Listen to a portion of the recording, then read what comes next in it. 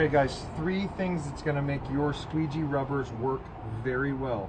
It's pressure, knowing when to add pressure to a rubber that's wearing out. It's speed, to lose those streaks that are, say I'm leaving a streak coming here, but if I speed up, the streak goes away, okay? Speed, pressure, and confidence. Let's start with pressure. Whether you are doing a straight pull down or you're doing the fan motion, if it gets too loud, you can pause it. Speed, confidence, and pressure all have to do with this squeegee rubber right here. Okay. Okay, let's start with, I said pressure. So, as my rubber wears out, it's going to start looking like this, okay?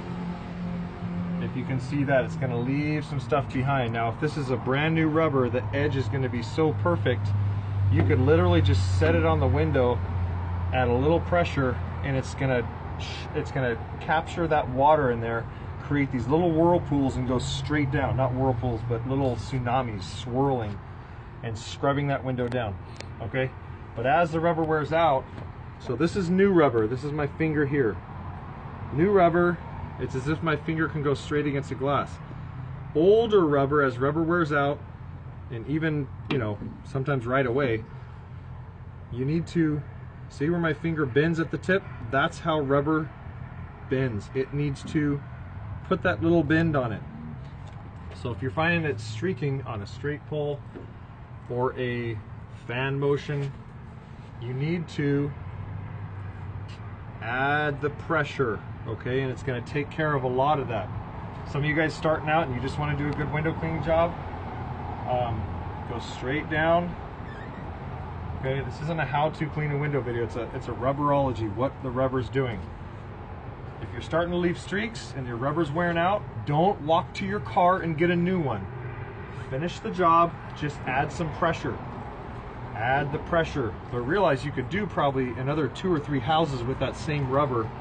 I'll go in my van after a couple months of not even cleaning windows. I'll jump in with the crew and I'll just grab the same squeegee that's been in my van forever and I'll fly through a window. And they've already exchanged their rubbers many times because they're like, oh, it's getting a little bump on it, I gotta exchange it. Okay, point number 2 is speed. Okay, you're like, man, I just keep leaving that streak on the straight pull. I'll do a pressure one on the fan as well. So on the straight pull, it's like, man, look at that streak. Well, put it down, man, and it won't leave that streak, okay? I'm sorry. Yeah, speed. So down, do it quick, even with pull work. This one's still leaving a streak because I'm not necessarily doing it the right perfect way, and this rubber's really worn down. But speed is going to help you stay ahead of that streak, okay? So speed will take care of that streak. As I turn over, put the dry tip, I typically wipe it off here, put it on the dry tip of the window and angle it down.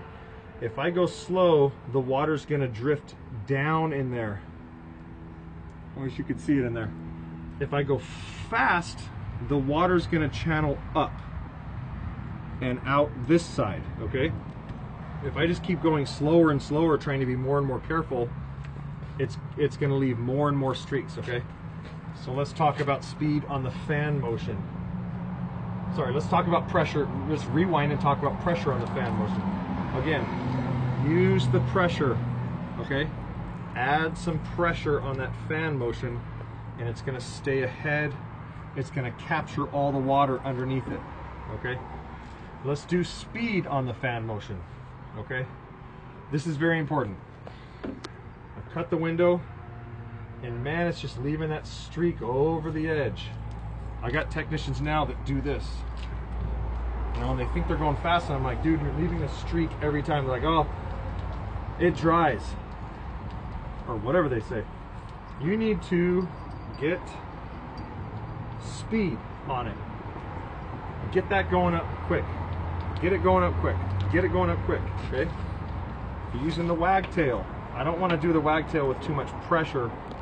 If you're doing pressure with the wagtail, you better be at a good enough angle to press it against that glass and press it back. But if you're doing wagtail, man, I would have a pretty good rubber because you're not going to get much pressure on that window.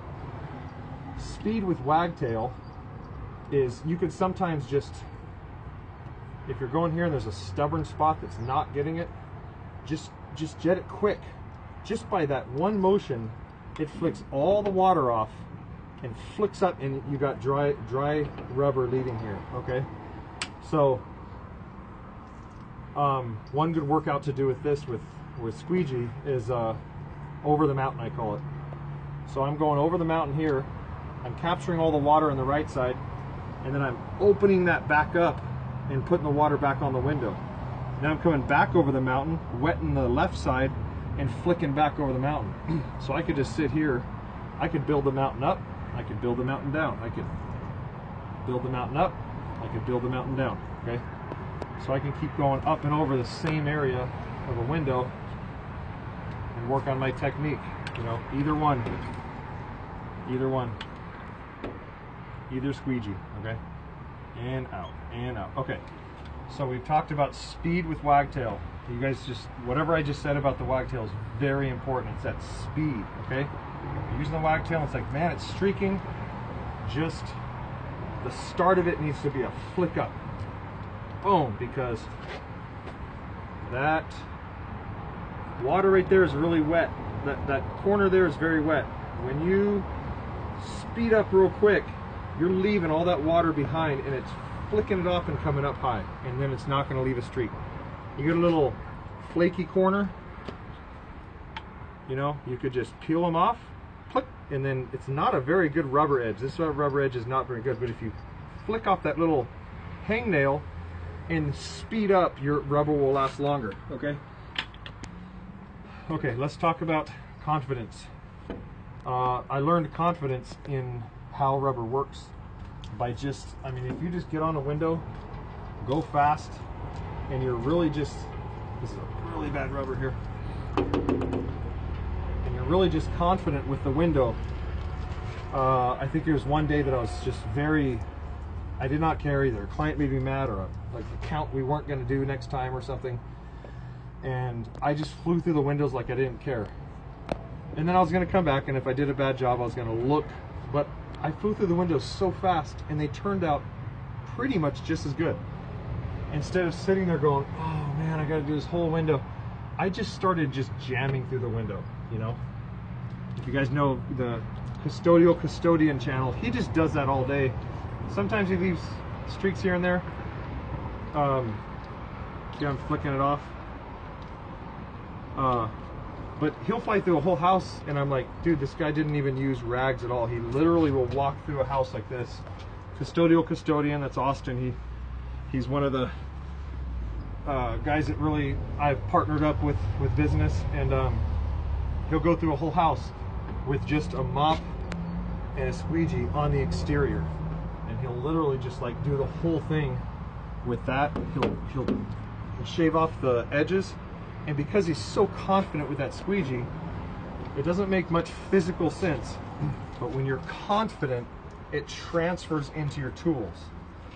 So instead of, if you're taking 2 minutes to do this window, 2 minutes to do that, try to do them both in a minute and just move on. And do the whole house in that speed. Then come back and really see, maybe if my technique was a little bit better, I could have just done that fast and that was it.